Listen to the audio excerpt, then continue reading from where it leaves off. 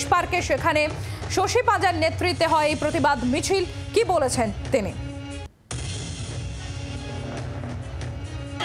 এনারা দায়িত্ব নিচ্ছেন না কেন? তাদের যে মন্তব্য তারা করেছেন, এবং আপনারা দেখুন ভারতীয় জনতা পার্টির এই শাসনকালের ইতিহাসে কোনো সময় অমিত শাহর বক্তব্যের পরে তারপরে প্রেস কনফারেন্স করেছে কি? তার মানে তিনি যে উক্তিটা বলেছেন সেটা তিনি সত্যি ডক্টর বি আর আম্বেদকরকে ছোট করার জন্যই করেছেন। আজকে দুঃসাহসটা দেখুন, তারা পার্লামেন্টে দাঁড়িয়ে ডক্টর বি আর আম্বেদকর সম্বন্ধে যখন এটা বলছেন, তার মানে একেবারেই নেতাকে তারা অ্যাটাক করছেন। কতটা বড় অপরাধ! আজকে অমিত শাহ দেখবেন যে সমস্ত গ্রামে গ্রামে, রাস্তা রাস্তায়, ব্লকে ব্লকে, জেলা জেলা, শহর অঞ্চলে, ওয়ার্ডে ওয়ার্ডে কীরকম বিক্ষোভটা হচ্ছে। এইটা ক্ষমাযোগ্য নয়।